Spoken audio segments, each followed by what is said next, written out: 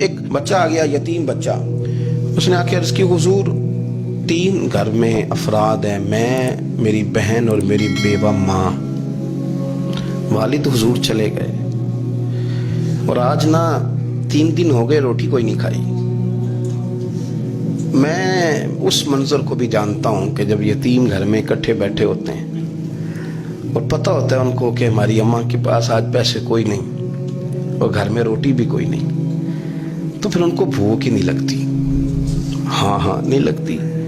اماں پوچھتی ہے پتر روٹی کھانی ہے؟ نہیں میں تو سویرے جو کھایا تھا وہ ہضم ہی نہیں ہوا، منجی شاہی کوئی نہیں۔ یہ پردے اس طرح کر کے بچائے جاتے ہیں، ایک دوسرے کو تسلیاں دینا، ایک دوسرے سے پیار کا بڑھ جانا، ایک دوسرے کے لیے جذبات اور طرح کے بن جانا، حکمت الہی کے تقاضے ہوتے ہیں۔ یا رسول اللہ صلی اللہ تعالی علیہ وسلم، بیوہ ماں ہے، یتیم بہن ہے، 3 دن سے کھایا کچھ نہیں، قربان جائیں۔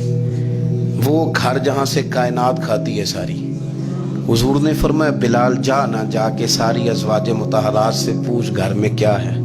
حضرت بلال کہتے ہیں میں سارے گھاری پوچھ آیا، ٹٹول آیا، ٹوٹل 21 کھجوریں نکلی۔ یہ 2 جہاں کے شاہ ہیں اور پاس کچھ رکھتے نہیں، 2 جہاں کی نعمتیں ہیں، ان کے خالی ہاتھ میں حضور کے سارے گھر کو میں ڈھونڈ 21 کھجوریں نکلی تو لا کے میں نے پیش کر دی، تو حضور نے ڈائریکٹ اس کو نہیں دی، نبی پاک نے اپنے ہاتھ پہ رکھ لی اور کہتے ہیں پھر حضور نے نا اپنا منہ مبارک قریب کیا کھجوروں کے۔ صحابہ خود فرماتے ہیں کہ یہ جو حضور نے منہ مبارک قریب کیا ہے نا، تو نبی پاک برکت کی دعا کر رہے تھے۔ 21 کھجوروں پہ برکت کی دعا ہوئی۔ حضور نے اس بچے کو بلایا، تھپکی دی، فرمایا لے جا 7 تیری بہن کی۔ انہیں معمولی نہ سمجھنا ہو تو حضرت بلال کہتے ہیں حضور 3 بھی دے دینا کبھی تو 30 سال ختم ہی نہیں ہوتی، 30 سال گزر جاتے ہیں، نکالتے رہو کھاتے رہو، ختم ہی نہیں ہوتی۔ حضرت سیدنا ابو ہریرہ رضی اللہ تعالیٰ عنہ فرماتے ہیں حضور نے فرمایا 7 تیری بہن کی، 7 تیری والدہ کی، اور 7 حضور نے اور بھی تلقین فرمائی، فرمایا ایک سویرے کھایا کرنا، ایک شام کو کھایا کرنا، یہ لے جا۔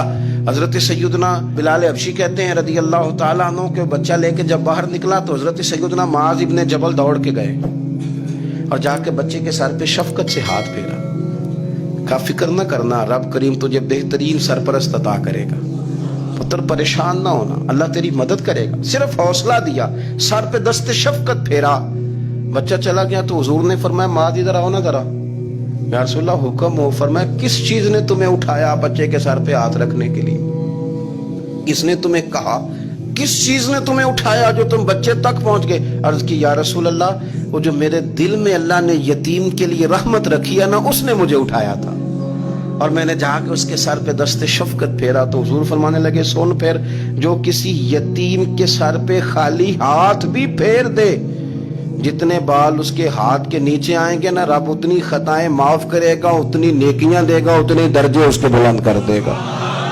خالی دست شفقت ہی پھیر دے، دینا دلانا تو بعد کی بات ہے، اس کا خیال رکھنا تو۔ یہ جو ہمارے مدارس ہیں نا، ان میں اکثر بچے غریب ہوتے ہیں، لیکن کچھ بچے تگڑے گھروں کے بھی ہوتے ہیں، مالدار گھروں کے بھی ہوتے ہیں۔ اس میں اگر کوئی ایسا بچہ آ بھی جاتا ہے نا جو یتیم ہے، کمزور ہے، تو وہ اپنے آپ کو محسوس نہیں کرتا کمزور، کیونکہ وہ یہ نہیں سمجھتا کہ میں یتیم خانے میں آیا ہوں۔ اس کے ذہن میں مائنڈ سیٹ یہ ہوتا ہے کہ میں مدرسے میں آیا ہوں اور میں پڑھنے کے لیے آیا ہوں۔ اور چونکہ وہ کچھ وزادار بچے، مالدار بچوں کے ساتھ وقت گزارتا ہے، اسی دسترخوان پہ بیٹھ کے کھاتا ہے، اسی کلاس میں سب کے ساتھ بیٹھ کے پڑھتا ہے، تو اس کی عزت نفس مجروح ہونے کی بجائے طاقت پکڑتی۔ وہ برابری کی سطح پہ جب آتا ہے تو اسے محسوس ہوتا ہے کہ مجھے عزت دی جا رہی۔ اس لیے مدارس اسلامیہ میری نظر سب سے مضبوط جگہ ہیں جہاں مساکین کی، یتیموں کی، غریبوں کی صحیح معنوں میں کفالت بھی ہوتی ہے، تعلیم بھی ہوتی ہے، عزت بھی ہوتی ہے، تربیت بھی ہوتی ہے۔